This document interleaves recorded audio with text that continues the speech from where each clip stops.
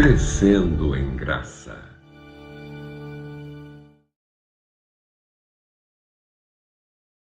Feche seus olhos, vamos orar? Nosso Pai de amor, muito obrigado por estarmos reunidos nesta hora para estudarmos a Tua Palavra. Que o Teu bom e Santo Espírito nos acompanhe. E que o mesmo Espírito que esteve com o jovem Daniel há 2.600 anos no passado, ajudando-o a escrever as histórias que temos em seu livro, possa também estar conosco e que nós possamos compreender a Tua voz a nos falar. Em nome de Cristo nós te oramos. Amém. Abra a sua Bíblia em Daniel e vamos no primeiro capítulo, no primeiro verso. Daniel 1, ou melhor, no verso 8. Primeiro capítulo, no verso 8. Daniel 1, verso 8. Antes, situar você a respeito do momento em que vivia o jovem Daniel. Daniel era um príncipe em Judá. E ele foi levado cativo pelo poder, pelo império babilônico. Levado de Jerusalém para a Babilônia. E lá em Babilônia, ele passou por um processo seletivo, porque o rei queria ter junto a ele os jovens mais sábios, para instruí-los em toda a cultura, em todo o conhecimento, e que através desses jovens ele ampliasse o seu governo, a sua administração. E Daniel foi um desses jovens, e lá em Babilônia, como escravo, ele começou a ser testado, a sua fidelidade foi testada. E um dos primeiros testes que foi feito a ele, é que esses jovens deveriam ser alimentados com as finas iguarias do rei, e também com o vinho que ele bebia. Ou seja, para esses jovens príncipes, eles deveriam comer da comida do rei e beber do vinho do rei. E diante dessa prova, porque Daniel havia sido educado na religião hebraica, havia conhecido o Deus de Abraão, Isaque e Jacó, Daniel não titubeou. E no verso 8 do primeiro capítulo, nós temos a resolução de Daniel. Resolveu Daniel firmemente não contaminar-se com as finas iguarias do rei, nem com o vinho que ele bebia. Então pediu ao chefe dos eunucos que lhe permitisse não contaminar-se. O primeiro teste que lhe sobreveio envolvia a questão do apetite. Interessante, né? Quando você abre a sua Bíblia em Gênesis capítulo 3, e o diabo se aproxima para seduzir Eva, ele também seduz Eva no pecado do apetite, um belo fruto, de bela aparência e parecia agradável ao paladar. Se você vai para o início do Novo Testamento, e lá no Evangelho de Mateus, você encontra Cristo sendo tentado no deserto.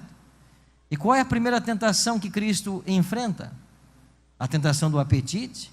O diabo disse para ele: se tu és Deus, transforme estas pedras em pães e coma. O diabo sabe que ele tem alcançado grandes vitórias através da tentação do apetite. E não foi diferente com esses jovens hebreus cativos em Babilônia. Só que Daniel, que era fiel ao seu Deus, ele tomou no coração uma decisão de servir fielmente e de ouvir os conselhos da palavra. E ele não se contaminou. Qual foi o resultado? Porque ele permaneceu fiel, Deus recompensou Daniel e deu a ele uma posição de presidente, naquela mesma região onde outrora ele fora um escravo. Você sabe que eu e você também somos tentados hoje na mesma tentação? E eu arrisco em dizer que quando hoje a gente pega um carrinho de compra e entra dentro de um supermercado, e você passeia ali pelas gôndolas em busca do seu alimento, eu arrisco em dizer que ali 90% do que estão nas prateleiras não servem como alimento. Não servem como alimento. E você sabe por quê que essa é uma estratégia diabólica? Porque o diabo sabe que se ele acabar com a tua saúde, e tudo que nós comemos vira sangue, e isso é qualidade de vida ou não, se ele acaba com a tua saúde, se ele enfraquece o teu cérebro, a tua mente, ele consegue afetar a única forma com que nós temos de nos relacionar com Deus. A gente ouve a voz de Deus é na consciência. É por isso que nos ambientes nossos de estudo da Bíblia, a gente tem sempre um ambiente agradável, silencioso, para que a informação possa chegar da forma correta. E outro dia eu vi uma frase que eu achei muito interessante. Alguém disse assim: o diabo fala no barulho, Deus fala no silêncio. O diabo fala no barulho. Você já percebeu que às vezes a gente se encontra em certos ambientes onde as pessoas estão ouvindo algum tipo de música tão estridente, tão alto, que mal elas conseguem conversar? Até a gente, quando transita por aí, tem que passar em alguns ambientes, não é assim? O diabo fala no barulho, e é no barulho de muitas coisas que ele transmite a sua ideia, a sua filosofia, e as pessoas assumem um comportamento de acordo com essas diretrizes. Por outro lado, Deus fala no silêncio, e a nossa mente é o único canal que Deus tem para se comunicar conosco. É por isso que o diabo quer tanto que você seja uma pessoa doente, e vai fazer de tudo para que você coma tudo aquilo que não presta para você. Daniel não só se absteve desses alimentos, porque muitos deles faziam mal à saúde, inclusive o vinho, porque a Bíblia condena a bebida alcoólica. Mas Daniel se absteve também porque esses alimentos eram sacrificados aos ídolos babilônicos. E o povo de Babilônia era um povo tremendamente politeísta. E comesse ele desse tipo de alimento, e ele estaria prestando culto aos deuses de Babilônia. E foi por isso que ele escolheu não comer. Por isso que ele resolveu no seu coração ser fiel. E nós temos em Daniel um exemplo muito claro de alguém que escolheu se comprometer com Deus. Alguém que era comprometido com Deus. E eu e você temos que copiar esse modelo. Temos que dizer não àquilo que não faz bem à saúde. Temos que incentivar as pessoas a se alimentarem bem. Esse é um ponto principal. Um outro detalhe: quando chegamos no capítulo 6 de Daniel, não é a Babilônia mais quem governa. No capítulo 5, você tem a queda de Babilônia. No capítulo 6, o Império Medo-Persa toma controle. E o rei Dario está aí sentado no trono. Só que Daniel tornou-se um presidente nesse império, e os outros presidentes ficaram com inveja de Daniel, e as provas continuaram. E esses outros presidentes convenceram o rei a baixar um decreto. E olha no capítulo 6, versículo 7, qual foi o decreto? O texto diz: todos os presidentes do reino, os prefeitos e sátrapas, conselheiros e governadores, concordaram em que o rei estabeleça um decreto e faça firme o interdito que todo homem que, por espaço de 30 dias, fizer petição a qualquer Deus ou a qualquer homem, e não a ti, ó rei, seja lançado aonde? Na cova dos leões. Interessante que o texto começa dizendo: todos os presidentes. Como todos? Daniel nem sabia da história, ele era também um presidente. Eles não envolveram a ele. E por que não envolveram? Porque eles tinham inveja de Daniel, tinham ódio de Daniel, e eles haviam até aberto uma CPI para investigar a vida de Daniel. E depois que a CPI fez todas as investigações necessárias, depois que a Lava Jato esgotou suas possibilidades, chegou o relatório: não tem nada nesse homem, nós não encontramos nada que possa condená-lo. Então eles tiveram uma ideia: então vamos atacar a sua religião. Vamos levar o rei a baixar um decreto onde ninguém possa adorar outro Deus, senão a ti, ó rei. E eles colocaram o rei Dario na posição de um Deus. Isso agradou muito Dario, né? E ele logo assinou o decreto. Mas assim que ele assinou, e Daniel ficou sabendo, é claro que Daniel entendeu que tratava-se de uma grande ameaça à sua religião, mas mesmo assim Daniel não mudou os seus hábitos. E a Bíblia declara que 3 vezes por dia Daniel se punha em oração, com o rosto voltado para a cidade de Jerusalém.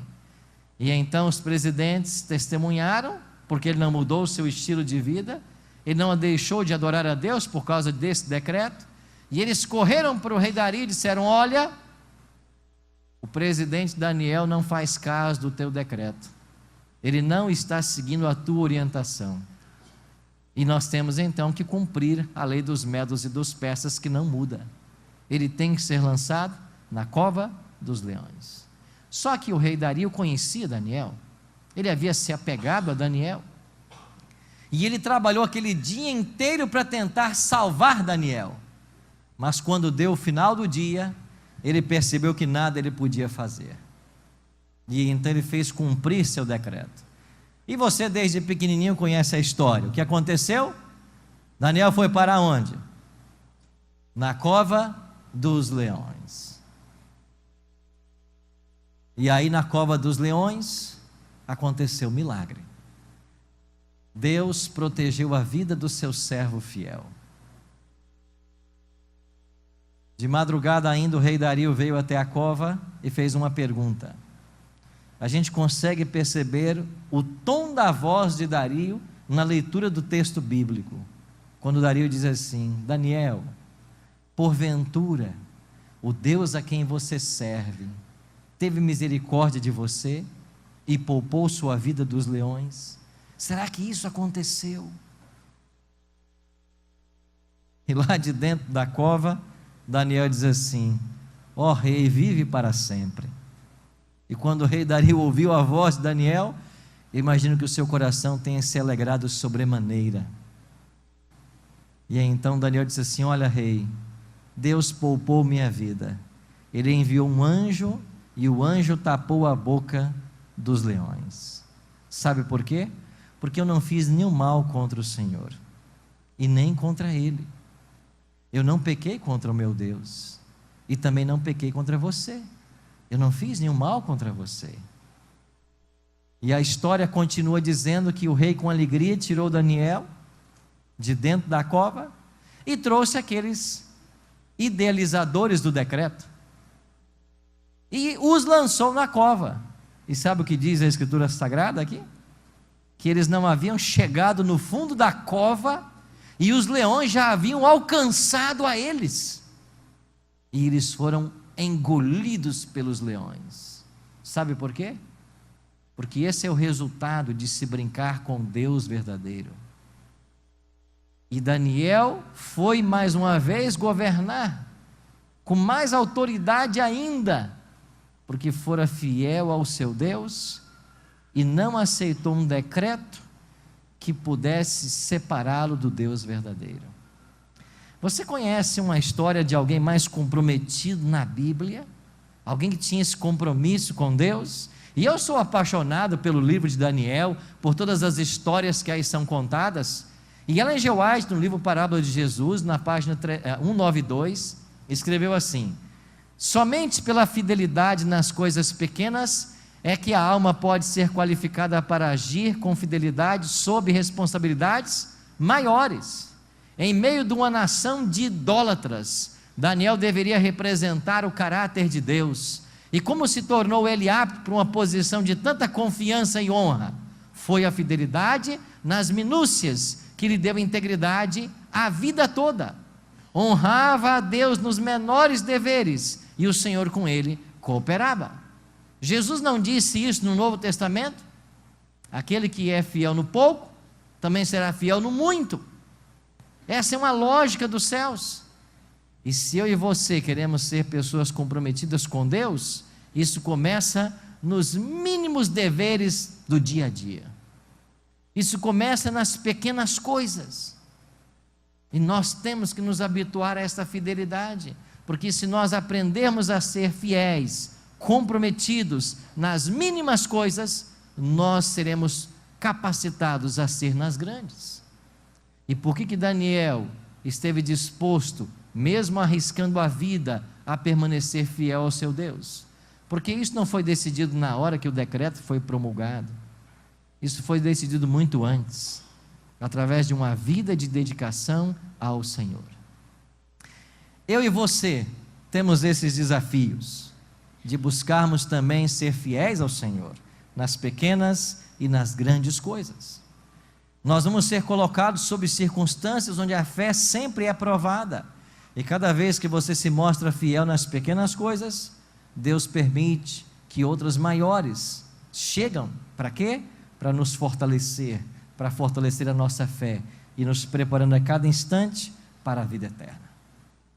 Daniel é um exemplo para todos nós, e quando termina o seu livro, no último verso, está escrito: tu, porém, segue o teu caminho. Quem é que está falando aqui? O próprio Deus. Através de quem? Do anjo mais poderoso do céu, Gabriel. E Deus está dizendo para Daniel, através do seu anjo: tu, porém, segue o teu caminho até o fim. E o anjo disse assim: pois descansarás. Sabe o que significa descansar nesse texto? Você vai morrer. Você vai morrer. Mas não termina aí a história, porque no final, ou no fim dos dias, te levantarás para receber a tua herança. E você sabe quando terminou o cativeiro babilônico, que durou 70 anos, quando Ciro assinou o decreto para que os judeus voltassem, algumas famílias voltaram, mas Daniel não está entre elas. Daniel não voltou para Jerusalém, e sabe por quê? Porque Daniel não queria voltar para a cidade de Jerusalém, Daniel já queria ir para a Nova Jerusalém. Ele não almejava voltar para uma cidade que estava em ruínas, ele já sonhava com a cidade de ouro e cristal. E o anjo assegurou para ele: você vai morrer, mas você vai levantar, e você vai receber a sua herança. Sabe que eu e você também temos uma herança? A palavra de Deus tem um texto muito bonito, onde ela diz para mim e para você, de que nós temos também uma herança. Lá em Apocalipse, ou não está? Aí está, capítulo 3, verso 11, que diz o texto em Apocalipse 3, 11: venho o quê? Sem demora. Cristo está prometendo: venho sem demora. Conservas o que tens, para que ninguém tome a tua coroa. A herança que você tem é uma coroa de vida eterna. Então, vale a pena ser fiel, vale a pena ser comprometido com Deus. Como Daniel, não deixe que as tentações modernas te separem do Deus verdadeiro. Seja fiel, porque no final você vai ter a tua recompensa. Se você estiver sendo tentado hoje, lembre-se das promessas divinas e guarda a tua coroa, para que ninguém a roube. Se você está sendo tentado como Daniel, a comer de coisas que o cristão não deve comer, à luz da Bíblia, seja fiel. Se você está sendo tentado a beber coisas que a Bíblia condena, se no grupinho de jovens te ridicularizam, seja fiel, a tua recompensa é grande. Se você está sendo tentado a navegar por sites que um cristão nunca deveria navegar, seja fiel, a sua recompensa será grande. Se você está sendo tentado por um namorado ou por uma namorada a ter relações sexuais pré-maritais, seja fiel, a sua recompensa será grande. Se você está sendo tentado, se você está sendo tentada por uma outra pessoa que não é teu esposo ou tua esposa a ter relações sexuais, seja fiel, é grande a tua recompensa. Se você está sendo tentado a reter aquilo que não é seu, como dízimos e ofertas, e às vezes nos envolvemos em circunstâncias onde achamos que não é possível, seja fiel, é grande a sua recompensa. Não importa o tamanho da tentação, seja fiel, porque a sua recompensa é grande. E lembre-se, eu e você temos uma coroa nos aguardando, uma coroa de vida eterna. Os desbravadores nos campuris costumam ter uma prova que eles chamam de diretor de ferro. Alguém aqui é desbravador no auditório? Já foi? Nós temos vários, né? Você que está em casa nos assistindo, na igreja, tem desbravador aí? Com certeza tem. Eu estava num campuri, alguns anos atrás, e eu coordenava essa prova de diretor de ferro. E num paredão, estavam perfilados todos os diretores de clube do estado do Espírito Santo. E eu estava dirigindo a prova com um amigo que marcava o tempo para mim. Um por um, os diretores foram fazendo a prova. Em que consistia a prova nesse campuri? Um apito era dado e a pessoa tinha que sair da linha de largada e ele andava primeiro por uma escada que fora colocada no chão. Ele tinha que pisar degrau por degrau na escada, depois ele subia, andava por uma falsada baiana, 2 cordas suspensas no ar, depois ele pegava uma corda e ele subia uma altura, mais ou menos da altura desse auditório, passava por cima de um galho de uma árvore, descia pelo outro lado, rastejava debaixo de um arame, e para ajudar os diretores colocaram um pouco de resto de comida ali. Eu acho que é para deslizar mais fácil, né? Talvez seja isso. E lá no final ele pulava dentro de um pneu, e quando ele passava dentro do pneu, o seu tempo era marcado. Quem fizesse a prova em menos tempo seria o melhor diretor de clubes do estado. Um por um foram vindo, e eles foram fazendo a prova, até que eu chamei o próximo concorrente, Erci Cordeiro de Oliveira. Quem é esse garoto? É meu irmão. E ele foi fazer a prova. Eu me aproximei dele, eu disse: nem assim eu chamo. O melhor tempo até agora está acima dos 2 minutos e meio. Mas você é o melhor diretor de clube que esse estado tem. Então você não me faça com mais de 2. E ele foi para o início da prova. O meu colega estava ali com um cronômetro, e eu disse: marca o tempo. E eu apitei, e meu irmão começou. E eu queria que ele ganhasse o prêmio. Por quê? Porque meu irmão, claro, também, mas não só por isso. Ele fora recentemente pai de gêmeos, e eu peguei um dinheiro e dei para ele e disse: olha, você está com a ideia de levar os recém-nascidos para o campuri? Então toma esse dinheiro e compra uma barraca, para você receber bem tua família lá. Ele disse: está bem. O que ele fez? Ele pagou a inscrição de quem não tinha dinheiro para ir no campuri, e não comprou a barraca. Pagou para os garotos. Chegamos no campuri, eu estava com 2 clubes do meu distrito, e as cozinheiras do clube dele não foram. E eu disse: venha fazer as refeições com o meu. Ele disse: não, nós somos bravadores. E eu ia lá meio-dia, estava ele cozinhando, e ensinando os garotos a cozinhar, a ser gente na vida, a ser independente. Às vezes, debaixo de um escaldante sol que fez aquele campuri, ele estava ensinando ordem unida e também evoluções para os garotos. Você sabe que meu irmão até se matriculou numa universidade federal só para aperfeiçoar a física, para cuidar desses garotos?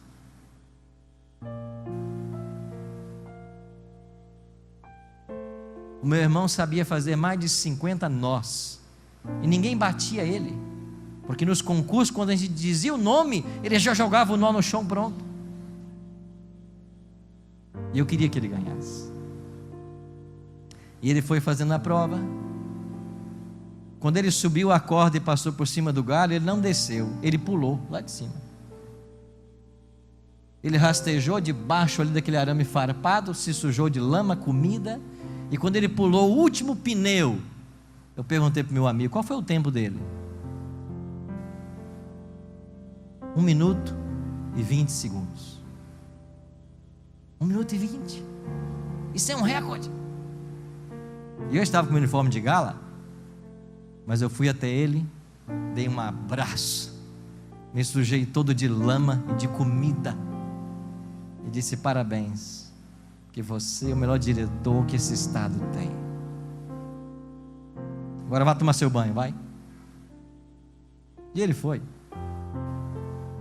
Faltavam ainda uns poucos competidores, e eu comecei a pensar: daqui a pouquinho nós vamos nos reunir, e milhares de desbravadores vão estar ali, reunidos, e lá no auditório eu vou poder chamar meu irmão e apresentar o melhor diretor de clube que esse estado tem, e eu quero ter o privilégio de botar no peito dele uma medalha. Enquanto eu sonhava, o meu colega do tempo se aproximou e disse: pastor Arilton, o senhor está vendo aquele rapaz lá que vai ser o próximo competidor? E eu olhei, era um garoto magrinho, ele estava cheio de carvão no rosto, parecia um ninja. Eu disse: eu não conheço ele. Ele disse assim: pastor, esse rapaz que vai competir agora aí é quem prepara essa prova para a associação. Ele é o especialista. Ele ganha todo ano. Ele nunca perdeu essa prova. Ele que monta a prova. Eu disse: sai de perto, faz o seu trabalho, marca o tempo, é o seu negócio, não é? E eu apitei, e esse garoto começou a fazer também um circuito. Andou pela escada, pela falsa da Baiana, subiu o galho, pulou lá de cima também, rastejou por entre os arames, e quando ele pulou o último obstáculo, que era um pneu, eu perguntei para o rapaz do tempo assim: qual foi o tempo dele? Ele disse assim: 1 minuto e 16 segundos. 16? Ele foi mais rápido que o meu irmão, 4 segundos. E eu olhei para o final da linha, ele todo sujo de lama e miserável. Roubou o troféu do meu irmão. É claro que não tenho nada contra esse rapaz. Aí dei o meio-dia, domingo, vamos encerrar o Campuri. Lá estavam os bravadores todos perfilados, e o diretor jovem disse: pastor Arilton, vem ajudar a entregar os prêmios? Eu disse: não estou afim. E eu não me esqueço, eu me assentei no auditório assim, no palco, me assentei aqui bem nesse cantinho e fiquei observando aquela garotada. E quando começaram a anunciar os clubes, 5 estrelas, anunciaram o clube do meu irmão. E eu olhei para eles, e eles estavam fazendo uma festa. Era o máximo que o clube podia alcançar, um clube 5 estrelas no Campuri. E eles fizeram uma grande festa, e no ápice do encerramento, o diretor jovem anunciou: vamos receber agora o melhor diretor de clube que esse estado tem. E entrou o rapaz. E quando entrou o rapaz, eu olhei para o meu irmão. Ele estava lá no meio do clube. Ele não estava triste. O clube dele havia sido 5 estrelas. Ele estava festejando. Mas eu estava arrasado. Sabe por quê? Porque eu conheço a história desse garoto. Como eu queria dar o prêmio para ele, eu não pude. Sabe por quê? Porque alguém foi melhor que ele. Você não está aqui por acaso. Eu queria dizer para você que alguém quer ser melhor que você. E sabe quem é esse alguém? É o próprio Satanás. Porque se ele for melhor que você, ele vai roubar a sua coroa. A Bíblia diz que ele é um leão. E como um leão ele fica rugindo, procurando presas. Mas se você se comprometer com Deus, como era Daniel, não tem poder do inferno que possa vencer você. Não tem diabo que separa você das mãos de Cristo. Não tem a tentação que você não possa vencer. Sabe por quê? Porque todo o céu está interessado na sua salvação. Se você abrir o seu coração, se você permitir, os anjos dos céus virão ao encontro de todos nós e não vão deixar que nada de mal aconteça a você. Não importa o tamanho da prova, o Senhor vai dar vitória. Se comprometa com Deus, seja fiel, como foi Daniel. Há um ano atrás, 2 irmãs sentiram no coração o toque do Espírito Santo. Começaram a procurar uma igreja, até que um dia, um adventista, companheira de profissão, ela se chama Eliette, convidou as 2 amigas de profissão para estudar a Bíblia. E elas foram até a casa dela, começaram os estudos. Depois veio o convite para que visitasse uma de nossas igrejas, e elas foram à igreja. E uma delas disse para mim há pouco que essa noite quase não dormiu, porque agora elas virão ao tanque batismal para serem batizadas. Eu queria chamar as irmãs Maria José e Elisângela. Elas virão aqui com o pastor João Borges, que é do Distrito Central de Castanhal. E eu queria convidar aqui também a Eliette. Cadê a Eliette? A Eliette está aí. Desculpa. A Eliette é a irmã. Eliette, por favor. E a instrutora, que é a Lidiane. Tudo bem, Eliette? Seja muito bem-vinda aqui, viu? Que alegria conhecer você. Essa é a instrutora. Então você que é a Lidiane, que Deus te abençoe. Lidiane fez um convite, começaram os estudos da Bíblia, e hoje chegou o momento dessa decisão tão especial. Eu disse para elas há pouco, de que assim que elas forem batizadas, o nome delas será escrito no livro da vida, e que lá ele permaneça até o dia da volta do Senhor.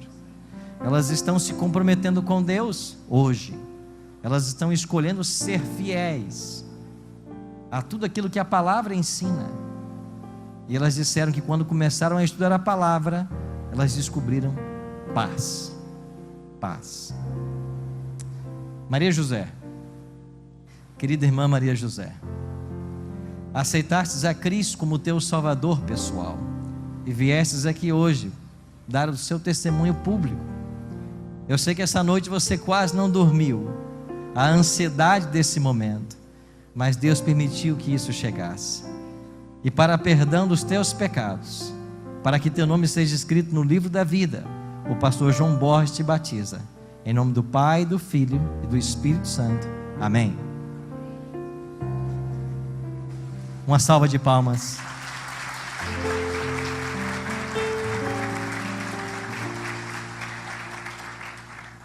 Elisângela, você falou também a respeito da paz que o seu coração encontrou ao tomar a sua decisão por Cristo. E você quer se comprometer também agora a ser fiel. Mas antes que o pastor te batize, eu tenho uma pergunta para fazer.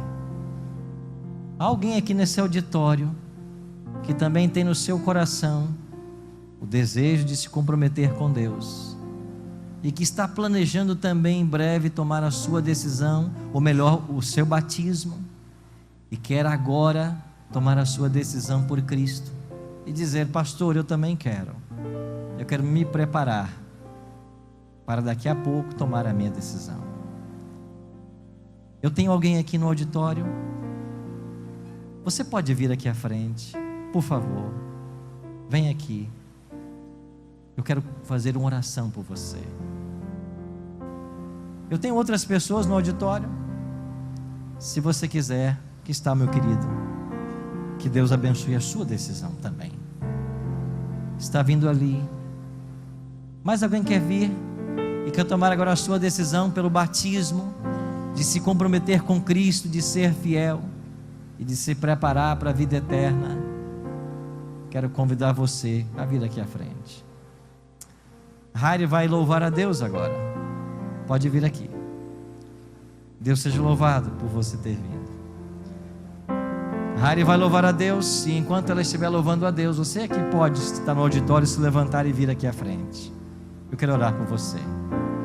Você que está aí nos assistindo, quer tomar a sua decisão agora? Fique em pé, aí onde você está.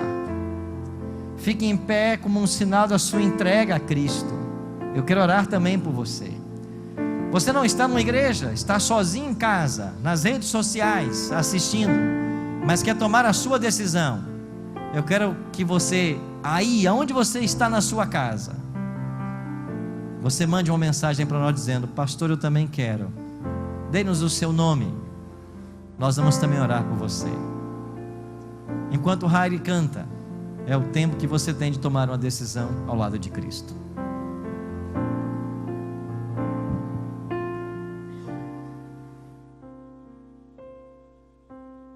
Ao caminhar, lutas enfrento ao meu redor, dor e aflição, mas em meio às provações, Deus está comigo. A sua mão sempre me guia, mesmo na dor, ao meu lado Ele está. Posso acreditar e confiar no meu Deus. A Ele eu quero servir. Eu serei fiel, fiel ao meu Senhor. Mesmo nas lutas e provações, não o negarei.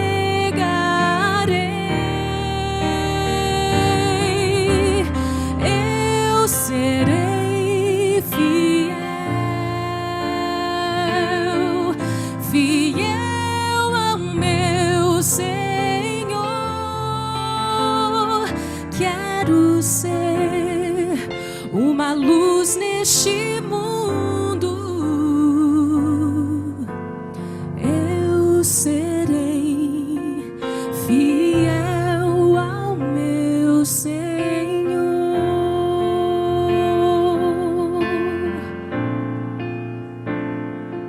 Você está aí, nesse momento assistindo, aí de uma igreja, que bom que você ficou de pé. Ainda não? Um último convite para você. Escolha agora ser fiel a Cristo. E se você toma agora a sua decisão, a sua vida vai mudar completamente. Que alegria agora. Temos a oportunidade de vermos o batismo da Elisângela. Elisângela, para perdão dos teus pecados, para que você receba os dons do Espírito e para que teu nome esteja no livro da vida.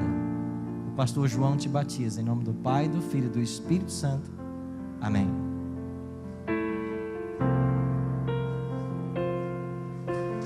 Posso sentir seu amor a cada dia, a proteção Você quer vir cumprimentar seus que irmãos? Ele me dá, suas bênçãos em meu viver. Não me deixam desistir. Posso confiar em suas promessas, em em seu amor. Sempre vou descansar, cada dia confiarei no meu Deus. A Ele eu quero servir. Eu serei fiel, fiel ao meu Senhor. Mesmo nas lutas e provações, não o negarei. Eu serei fiel, eu serei fiel ao meu Senhor. Quero ser uma luz neste mundo. Eu serei fiel ao meu Senhor. Eu serei fiel, eu serei fiel ao meu Senhor. Eu quero ser uma luz neste mundo. Eu serei fiel ao meu Senhor. Quantos desejam ser fiéis nesta hora? E ficando em pé, querem demonstrar seu desejo de, como Daniel, também serem fiéis. Fiel ao meu Senhor. Deus seja louvado que vocês vieram aqui à frente. Que o Senhor fortaleça cada um de vocês nessa decisão. Há uma bênção especial para todos nós. Há uma recompensa. Muito além, temos uma vida eterna nos aguardando. Vale a pena ser fiel.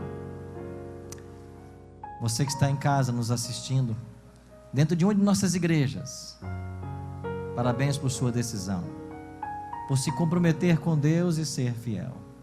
Eu queria orar por você agora. Pai Santo, ajuda-nos a sermos fiéis, como foi Daniel. Tu sabes as provações que enfrentamos, Tu sabes nossas lutas diárias, e quanto precisamos da Tua ajuda e da Tua bênção.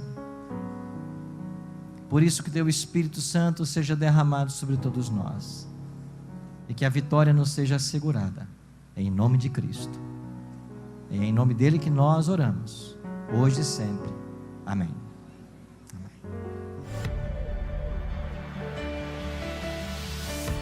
Crescendo em graça.